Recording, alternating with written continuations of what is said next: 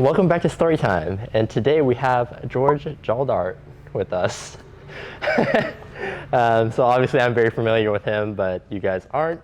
And behind us we have his, I don't know what year, M5? 2013. And then obviously you did a lot of mods on this car. So we'll get to that a little bit later. So we'll start with a couple questions. I don't know, do you want to introduce yourself?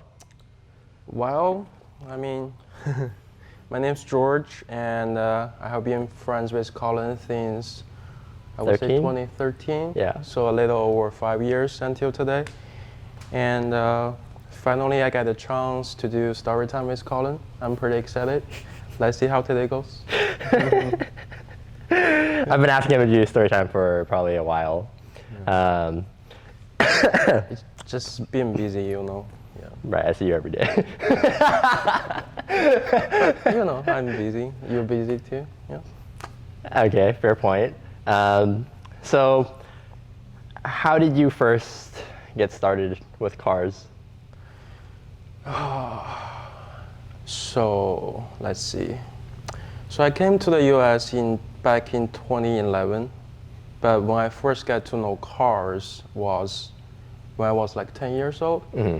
I born in 1992, so that was like early 2000. Mm-hmm. And I was with my uncle in a small village back in China. Mm-hmm. Back then he has a Mazda pickup truck, and it's a manual transmission. And that's how I learned how to drive. It's my uncle taught me how to drive when I was like 10 to 11 years old. And after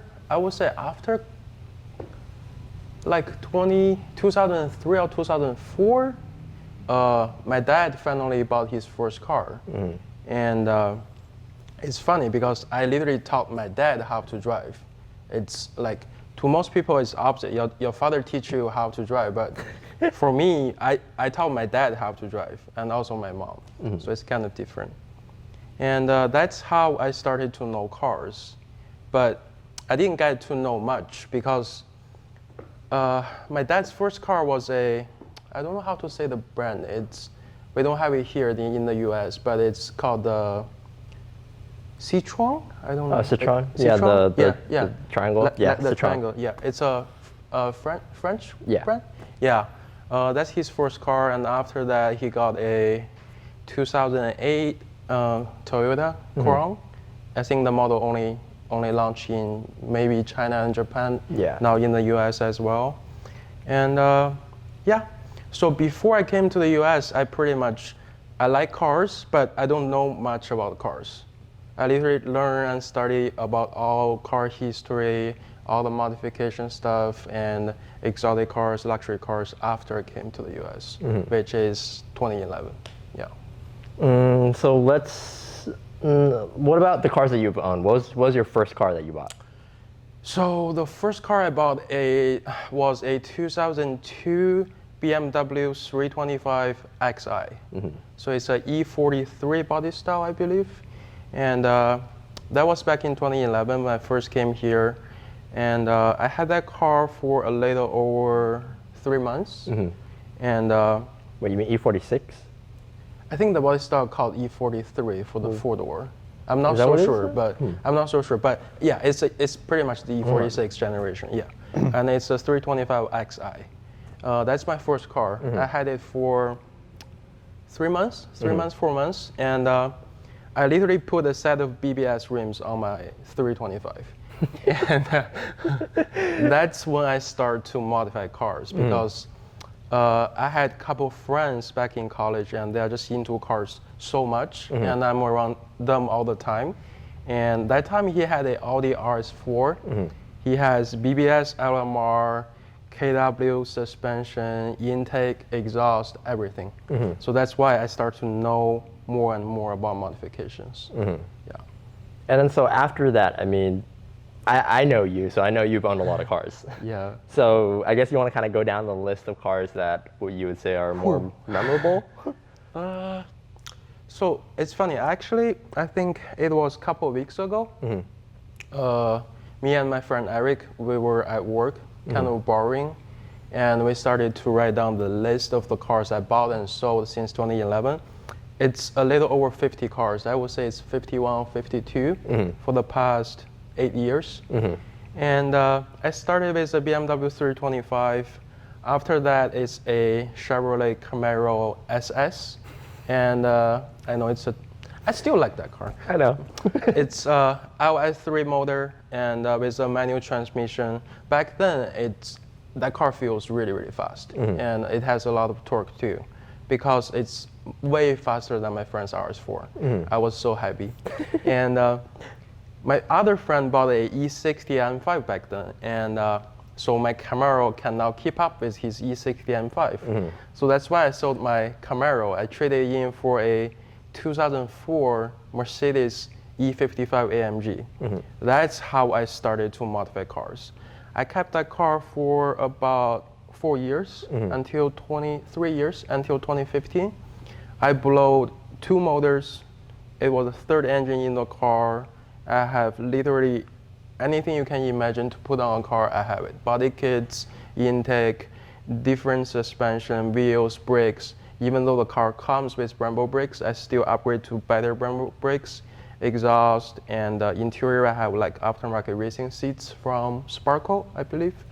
And I went to car shows in that car. All the car shows, you name it. I've been to all of the car shows in Seattle. That car I catched over 10 trophies, easy. Over 10 trophies, easy, because I went to car shows for like about 2 years in that car. And after that car, that was back in 2015. And I slowly started my business. And that's when I started to buy, sell cars a lot. That's how it goes. But until today, I would say, like, McLaren, I have 2 MP412Cs in the past, 2 650s in the past. Now I have a 720S. And a Lamborghini, I have Aventador, Huracan, Gallardo, and Ferrari's 458, Italia Spider, F430, and F12. F12, yeah, you remember it. I had F12 about 2 months. Yeah, about 2 months. So it's funny, I sell cars really, really fast. Like, all my friends are like, hey, you're fucking retarded, right? You buy it for this much, you drive it for 2 months, and you lost fucking 10% or 15% of how much you paid for it. But, I mean, it is what it is, right? You buy it, you enjoy it, you sell it, and you move on. That's how I see it. So, I think you've kept this car longer than you did the E55 now, right? Until today, yes. This car, I bought it end of 2015, so it's almost 4 years until today. I bought it completely stock. This is a 2013 F10 M5. The for F10 is the first year. And I did pretty much, well, I mean, we can go over some details later, but I have done a lot to this car, yeah. And then, so besides obviously being into cars, liking cars as a hobby, you've done, I believe, 2 businesses. I mean, you've touched over all aspects of this automotive business, basically. Yeah, I would say I was in car industry the entire time. So I went to UW 2011, graduated 2015. My parents, they actually want me to go back to China for good and stay there. My dad actually want me to become a professor, but I don't think I look like a professor. So I said, sorry, Dad, I don't think I look like a professor, and I don't think I will be a professor. And I said, I want to go back to the US. Everything will be on me. You don't need to worry about anything. So that's why I came back here, still in Seattle. I like this city. I want to spend my life here. I really like it. And 2015, I came back here. I have no car. I sold my E55. I have no money, and I have to sell. Back then, I started to sell my sunglasses. I sell my PS3. I sell my Xbox to pay my rent, to buy food, because my parents, I didn't ask any money from them back then. And a friend came to me. He's like, hey, I think you have a strong connection with this car repair shop, which is German Auto House, which is Stima. I'm a really good friend with Stima. And he said, why don't you just be a middleman You have a lot of friends at UW at school. They need to fix their cars and just introduce them to Dima and get a small cut from it. I was like, well, I have nothing to do. I need money. Let me give this a try. So that's how I started. And that went really, really good. I started from like 5 to 10 monthly. And at one point, only body work, I repaired like 25 to 30 cars a month. And after that, I think that was like 2016, back in end of 2016. So in Woodinville, there's a place called APC Auto Spa. I'm sure like people watching your channel, they saw that too. So I was working at APC Auto Spa. I actually rented a small space in the back, and I started a vinyl wrap business. So still in car industry, car repair, vinyl wrap, and start to wrapping cars. And there's a lot of business in Seattle, I would say. People like different colors, color change is easy, way cheaper than paint job. So a lot of people wrap their cars. We did pretty good too. We did really, really good. And in 2017, November, this business came for sale. And I know the owner back from like when they first started, and he offered me, he said, hey George, I know you like cars. I know you personally. Will you be interested to buy this business from me? I was like, holy shit, bro. I will buy this in a heartbeat. Yeah, and I just bought it. I bought it, and after a week, I called my parents. I say, hey, mom and dad, I bought this business, and they were pissed off so bad.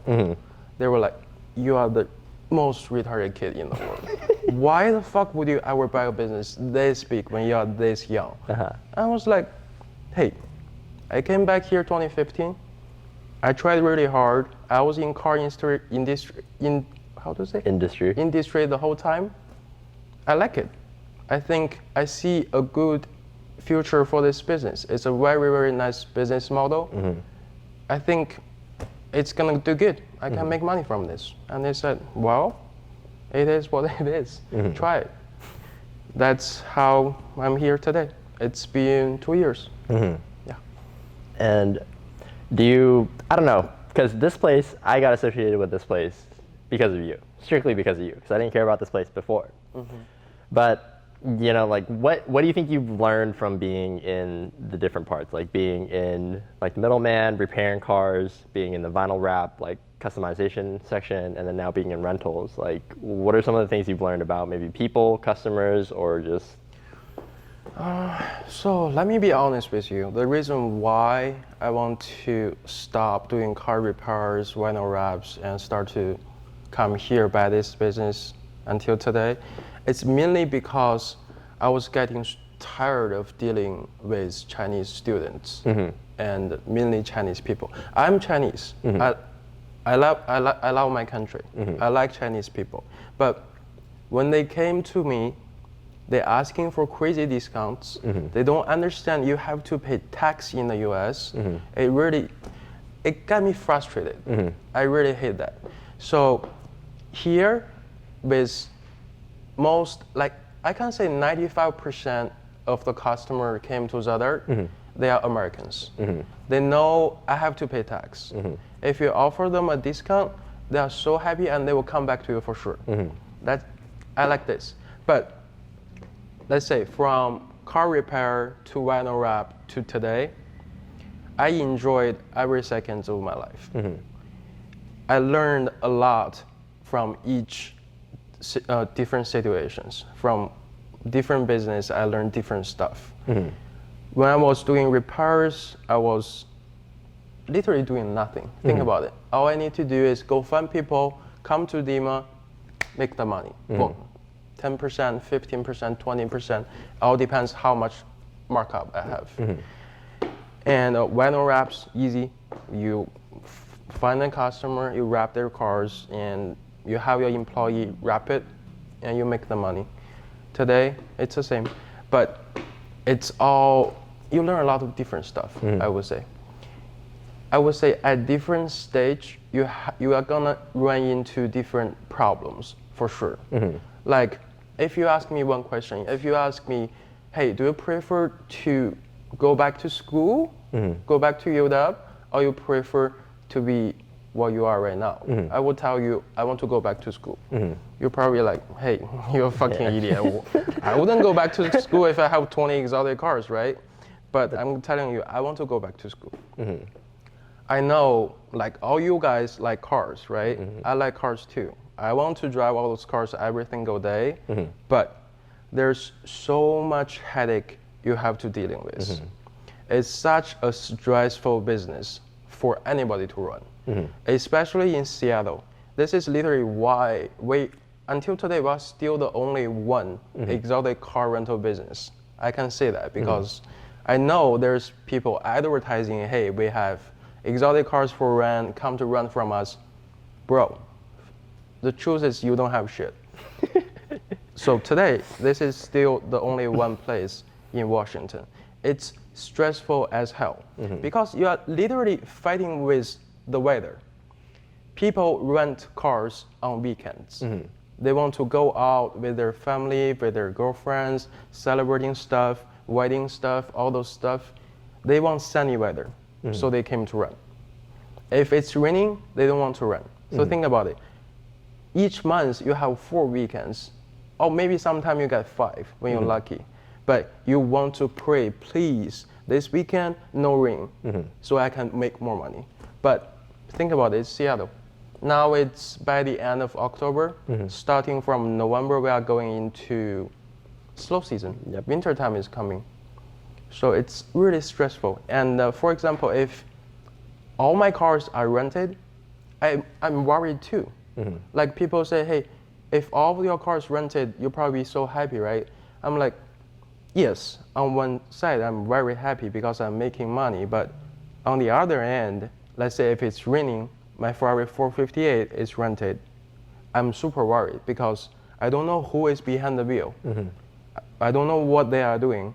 I know they are not familiar with exotic cars. I know they're gonna pushing the limits they cannot control at all. I'm fucking crush it. This is exactly what happened to our 458 this month. Went to the last month. Both weekends it was raining and people drive it, hydroplane, hit the guardrail. That's how they crash it. So it's so stressful. There's a lot you need to think, you need to learn every day. So, I mean, that just comes to another point where it's like people, like the grass is greener on the other side. You know, people always think that, oh, it's fun, you guys work with all these exotic cars, but they don't, they don't understand the headaches. Like that choice, like if you said you could go back to school, I would go back to school if I didn't, I mean, thinking back about it, like you think school time was like the chillest time in your life. Yeah. You don't have to worry about, like you don't really have to worry about adult things. You don't have to worry about life. You're just fucking around in school. But another thing with school is funny is because I'm sure when you guys young, your parents tell you, hey, go to school, try hard, learn whatever you need to learn because one day you'll need it. That's what my parents have keep telling me my entire life. Until today, I realized, oh my God, they told me the truth. I should have learned way more when I was back in school. That's literally why, let's say if I have people good enough to manage this place, don't need me come here every day, I would go back to school.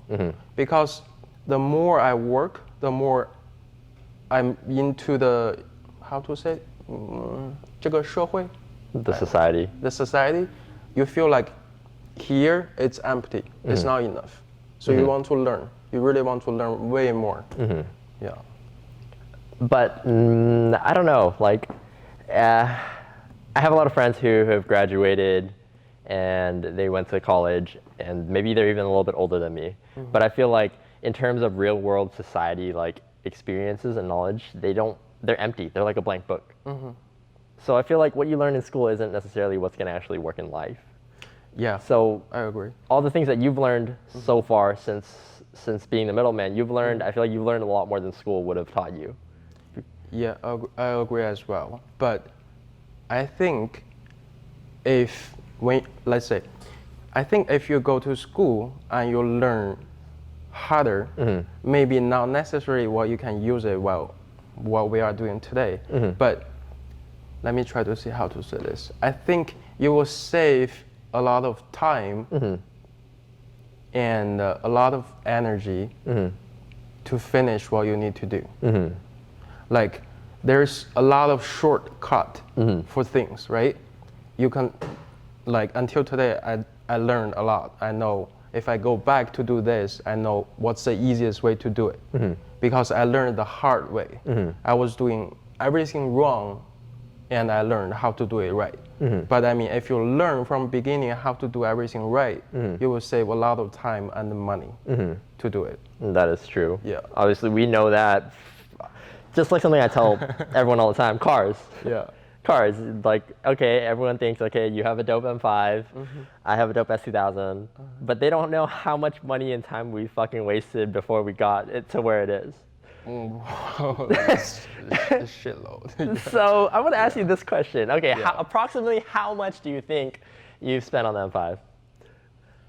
It's gonna hurt. Okay, I'm gonna be honest with all you guys, right? I'm in car industry. Yeah. I buy stuff cheap. Yes. Compared to you guys, to regular customers. I get my stuff done for cheap because I know Demon. I know other people. So, which being said, for my cost for this car, I calculated already. It cost me $85,000. On top of the car. On top of the car. I got such a good deal for the car. I paid $50,000 flat plus shipping. The car came from Oregon to Michigan. Sorry, Michigan, and with 22,000 miles on it. Now has 60,000 miles on it. So 50,000 for the car, 85 for the mods, 135. And I know a fact is this car probably worth $35,000 to $40,000 right now. So I probably lost $100,000 in this car. So it's a $100,000+ like an M5, which at the time, when this car was new, sticker price was probably about. So my this car particular MSRP was 107. Yeah. So then obviously that's another lesson. Don't buy a car new. Yeah. Unless you want to lose money. Oh yeah, because I bought it half price. Yeah. Yeah. Just the math. Yeah, just the math. But the thing is, something funny about modification. Like, the reason why I like modified cars is it's very easy and simple. I want to be different. That's why I modify my cars. Yeah. I want to be different. And so if you are in China, you can't modify too much because there's laws, there's restrictions. You drive your car on the street, you get pulled over, you get a ticket for it. But here, you can do whatever you want with your car. So if you want your F10 M5 to stand out, it's gonna be hard because people buy those cars to modify it. People gonna put rims, gonna lower it, gonna have a front lip, gonna have a diffuser. So you're pretty much gonna have an identical M5s if you go to car shows. So that's literally why I built my M5 this way. I chose Grigio Talasto is a Lambo color. I have a custom one-off wide body fender flares. Nobody has it. That's my goal for this. I want to build a car, nobody has it. Like people, after you build it, you finish your project, people will judge, right? People will say, okay, 1 to 10, I gave you a 2 for your M5. I gave you an 8. But face the truth, I'm not building my car for you, or for you, or for anyone. I'm building my car for myself, to make myself happy. I enjoy everything involved in this. So it's literally how you satisfy yourself. If you think it worth $100,000 to make yourself happy, fucking Fusan, do it. Yeah, I mean, I feel the same way. I know exactly what you're talking about. Yeah, but if you really think about how much money you are gonna lose when you sell your car, never modify your car because you will lose all of it. You will get zero in return, pretty much. So I guess to kind of end off this story time, just 2 more questions for you. One question is, what is some advice that you would give someone who's wanting to get into the car industry? Wow. Because a lot of people think the car industry is really dope, Yeah. you know, and we've been through a lot of shit, to put it simply. Yeah, we can say that. For sure. So what would that advice be? Well, I think the most important thing you need to remember is you have to work hard. You have to work to get what you want to get. Nothing is free. And I mean, sometimes I tell myself, don't look back. I will always look forward. In the morning, I wake up, I see sunny or I see rain. I'm happy. I'm still alive. I enjoy the world. I'm not sick. I'm still walking. I'm still eating. I'm still doing what I like to do. So always look forward and be grateful for what you have. And car industry, it's hard. A lot of people think it's okay, it's cool, you have so much fun, you drive whatever you want, but it's stressful. It's very stressful. Would that kind of be like saying, like it's kind of like the same for me, like people think that I get to drive the cars and I'm happy, it's dope, but then it's like driving a Lamborghini doesn't solve your problems. Your problems are still there. But a lot of people think that though, if you're driving a Lamborghini, it solves your problems. No, you still got bills to pay. Yeah. You still got shit you have to go take care of. So I mean, okay, it's gonna make you feel better. You're gonna be happier maybe in a weird way, right? You are behind a wheel of a fucking Lamborghini, you see the badge right in front of you, you are happy. But it doesn't solve any of your problems. So a lot of people have a lot of misconceptions about who our customer base is. A lot of people, whether they're Chinese or not Chinese, they think that all our customers are rich Chinese kids, which is not so, obviously. So from a business owner's standpoint, what do you think our clientele actually consists of? Well, I can tell you for sure our clientele is not rich Chinese people at all, because I have a lot of rich Chinese friends, and they buy their own Lamborghinis. They buy their own Ferraris, McLarens. They want to drive their own exotic car. They will never want to rent one. Maybe they will, just to try it out, but they will now come here every day to rent one. They will go buy one for sure if they are rich Chinese guys. And our clientele, I think it's really hard to say. It's really, really hard to say, but I would say wedding people. We have a lot of weddings, and a lot of our date night is very popular too, because you come here 6 p.m., you pick up the car, you go on a date, and you return the car the next day at 10 a.m. You have the car for a full night. I think that was like 16 hours of 16 the hours. duration. Yep. Yeah. So weddings, date night, I don't know. Birthdays, of course, and a lot of, I would say, I would say over 50% of our customers are like, they really, really like cars.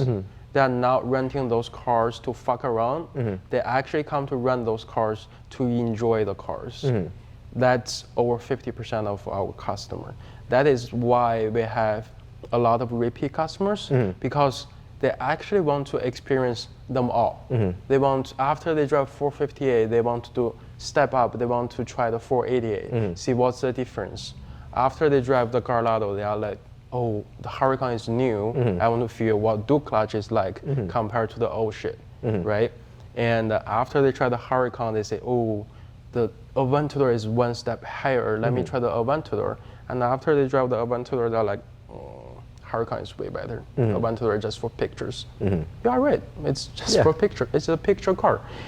And another thing is, we rent it to age under 25. We still rent it to those people. Actually, I will rent to anyone if you have a driver's license and a insurance, full coverage on your own vehicle. I tell you why. When I was back in UW, I went to Hertz. they have a dream collection of a Mercedes C63 AMG. I never drove that car before. I want to rent it. I want to experience it because I maybe want to buy it in the future. And they said, sorry, we cannot rent it to you no matter what because you are under age of 25. And I mean, I respect the business, right? You have this limit for sure. There's got to be a reason. But today, we are running Zadart and we do not have an age restriction at all because I want everybody to experience those cars. This is why we are here. I like to say dreams driven because those people come here that are literally enjoying, it's a dream come true for them. And I like to be young and to still be able to experience those cars. And I want them to feel like after I drive it, I want to work harder and harder to one day I can afford it to buy one for myself. So start them young, right? It's gonna be better than you are like 50, 60 years old the first time you are in a Ferrari. That's fucked up, right? Yeah, that's how I see it. And then another thing is I feel like that through the years, through these past 2 years, what we've learned is that the age thing, obviously being younger is gonna like have a higher percentage of you fucking something up. Yeah. But for us, we've had people who are well over the age of 25 that have fucked shit up real good. So kind of like age isn't really defining who that person is because we don't know if that person's a race car driver or what kind of experience they have with cars. So do you think that's kind of like the age restriction thing is kind of a dumb thing? Or is it just in the safety? Obviously it's for the safety of the company in the best interest. I would say it's a gamble. It is a gamble. I'm age over 25 now. If I look back, what I was doing when I was under age of 25, or maybe let's say under age of 21, it's retarded. So I can't imagine when I was 18, I can come here to run a Ferrari 458. I will go fuck some shit up, for sure. So once you're over age of 25, think about it. Your insurance lower your rates, right? Over 50% of the chance you will have a job by then. You are not gonna be at school anymore. So I would say there's a slightly bigger chance for they crash if they're under age of 25. Our 458 just crashed. The kid is 19 or 20, but he has insurance. He rented our Huracan before. This is his second rental. He's a repeat customer. I'm not sure if he's gonna keep renting anymore, but I mean, this is the second time he renting from us. So I think age is a problem, but I'm not gonna stop it. Nobody gonna stop me to rent it to under age of 25. Because I asked our attorney, I specifically asked, can I rent it to under age of 25? Because I want them to experience it. And they say there's no law against this. You can do whatever you want. So here we are. Okay, and then, anyways, last question would be, you want to go over like a list of everything that you can remember on the M5? All right. An approximate price. Sure. So we can start with the wide body Fender flares. So the wide body is actually the design idea is from Liberty Walk E92 M3. So I like Liberty Walk, right? Our GTR has a Liberty Walk kit on it as well. And so Liberty Walk, they never made a wide body for F10. So we have to custom make this for the F10 from a E92. So the wide body Fender flares, they're from China. They're actually super cheap. They cost from design to plus shipping plus everything came here $5,000. It's cheap, but it's one off as well. Nobody has it. So that's wide body, and the rims are DPE, 3-piece forged. If you see closer, you will see GTMW, GT Motorworks. That's my previous business, as you know. And Brembo GTR front and rear brakes. People ask me why you take Nissan GTR brakes, put it on your M5. I'm like, sorry, it's called Brembo GTR. It's a product line. This line called this name. And I have to actually delete my e-brake because of the rear caliper. So it has my car is 2013. I have the 2014 LCI headlights, tail lights, steering wheel, airbags, all upgraded to 2014. Actually, if you put a scanner in this car, it reads the car is 2014 already. It doesn't show you 2013 anymore. A lot of carbon fiber piece. The hood is carbon, the trunk is carbon, mirror, front lip, diffuser, spoiler, but a lot of them are painted because I kind of like this color and I want them to be more settled. And you have to look up close and you know it's carbon. Or you open something, you know it's carbon. Like the side skirt is carbon, but it's completely painted in matching the body color. And the car is lowered by air suspension. The management is IQ Air. The shock is from Airix, and it's custom built in San Diego. The car was there for a little over 6 months for the full air suspension build, and also the rear seat delete because he put subwoofers, amplifiers in the back, as well as the air management. And the roll cage is done by 425 Motorsports. They are local in Bellevue. The seats are Recaro and Sportster CS. They actually have the carbon fiber back. No, not a lot of them has it. It's very special and unique. Anything else? Pretty much that's it. I think so. Your motor. Oh, sorry. Yeah. So it has an intake from MSR. It has a AMS catalyst downpipe and a agency power titanium catback. With a German Auto House tune, it's a dyno tune. The car pushing 631 and 668 to the wheels, horsepower and torque. So I remember this car is pretty fast. I So would say it's way faster than stock. At a long period of time, I thought my car is faster than Huracan because I was racing Leo. Leo was driving the Huracan Spider, the 580. I was driving this car with no tune. I was faster than him. And after a while, a long period of time, I found out that was driver error. That was he doesn't know what the fuck he was doing. He was so fucking slow. Because after the tune, we take the car out and Eric was driving the Huracan Coupe. I can keep up, but let's say from 40 to 140 row, probably like 2-3 car gap. So it's slower than Huracan. So this feels really awkward, like being a host. Like I kind of want to be professional, but I kind of don't. And then so I have to do this like professional outro. So thank you, George, for being on my story time at your business that you own.